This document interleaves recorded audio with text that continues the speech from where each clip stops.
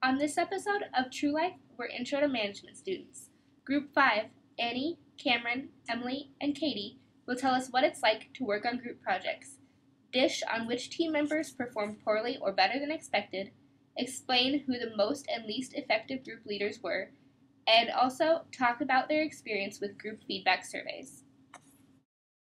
There were several instances throughout all three of our projects that we had team members that performed even better than we expected. However, there was one instance in particular where we felt Emily performed even above and beyond anything we had seen over any of our projects. And the following was an example of that. Hey guys, I checked the sign-up schedule for the Business Writing Center, and spots are filling up really fast. I went ahead and made an appointment on Wednesday afternoon just so we could have another set of eyes look at it. The appointment is 3 to 3:30 with Amy if anyone wants to or can come with. If not, that's not a big deal. I can report back with any suggestions she made.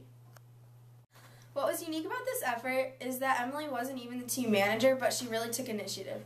She didn't just suggest that we get it looked at by another set of eyes, but she went ahead and made an appointment for us at the Writing Center.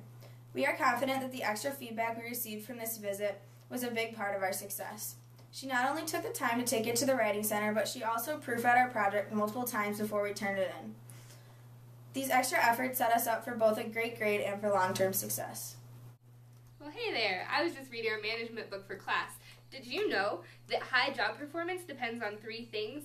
Motivation, which is the effort someone puts into their work. Ability, which is the knowledge, skills, and talent a person possesses. And situational constraints, which are factors beyond the individual's control, like tools, policies, and resources. Job performance will suffer if any one of the components is weak. Having motivation for getting good grades, great proofreading ability, and an excellent team to help me out was what allowed me to perform well. Hey girl, what's up? So, it's looking like I'm probably not going to make it to the meeting tonight. Yeah, I'm actually nowhere near the business building right now, and I have another meeting I forgot about, so I'll just catch up with you later. Bye! Did she just hang out on me? This is just ridiculous. Why isn't she here? I don't even want to show my face.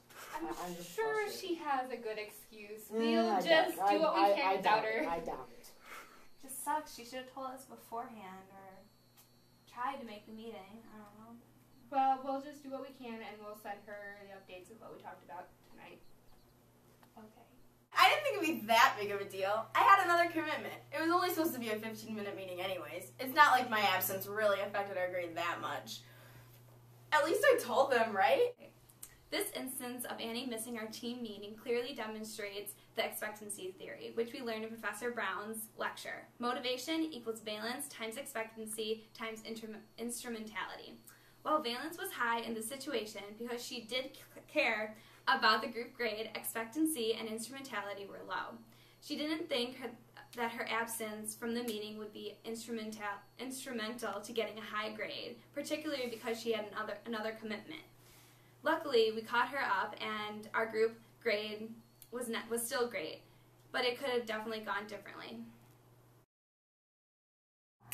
Okay, team. Being that this is our first meeting, I felt that it would be a good idea to make up a kind of agenda sheet that we should use to make sure that we know what topics we want to cover, and so that we can stay on task and really just kind of set ourselves up for success on our first project, because I think it's very, very important. Cameron really set the stage as the first leader for how we would handle our subsequent projects. He volunteered to go as the first group manager before we even knew the selection process. He was very professional, organized, and confident. Cameron also started a Facebook thread to make sure everyone communicated, which we have used all semester long. We even got a brilliant on the project he was manager for. Team, considering that we got a snow day today, a rarity in college, I'm thinking we do not meet today. Enjoy the snow day. If you could please look over group activity number 1 at some point during the day and jot down some quick notes about questions 1 through 4, that would be much appreciated. According to the textbook, Cameron's effective leadership was an example of 9-9 leadership style, or team management style, because he showed a high concern for people and for production. He showed consideration by letting us have the snow day off, from our scheduled meeting, but also initiated structure by making sure we are all putting in work on our own time.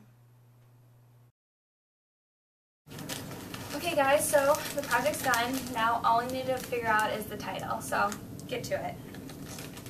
I'll give you guys your creative space. The name of our restaurant. Something to do with Chicago. Katie, do you have any input here? Okay, fine. Well, I'm just going to sit here and think for a while.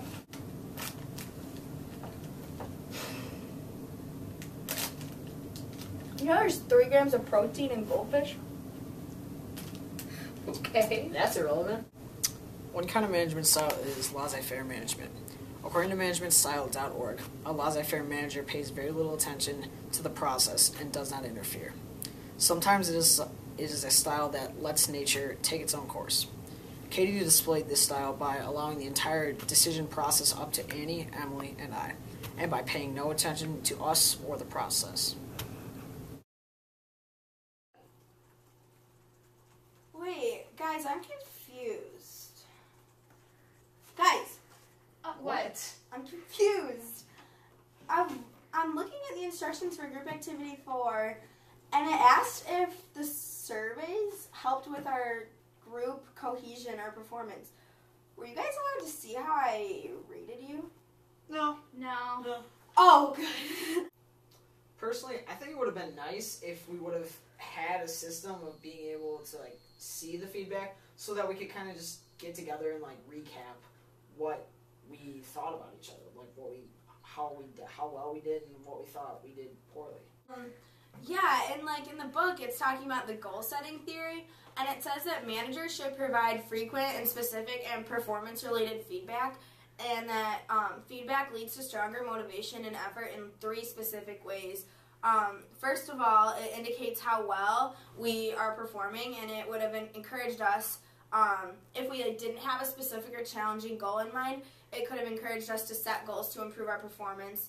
And then once we meet our goals, our performance feedback could have encouraged us to set higher and more difficult goals. And then finally, feedback, if we had been able to see the feedback, it would have let us know whether we needed to increase our efforts or change our strategies. And I'm sure we had little complaints here and there that we could have changed, and it could have improved our group cohesion. According to CIO.com, it can be uncomfortable to give feedback. However, the discomfort is usually short-lived. Withholding feedback has long-term consequences in lower productivity and damaged relationships. Feedback that describes behavior and explains impact can improve both results and relationships.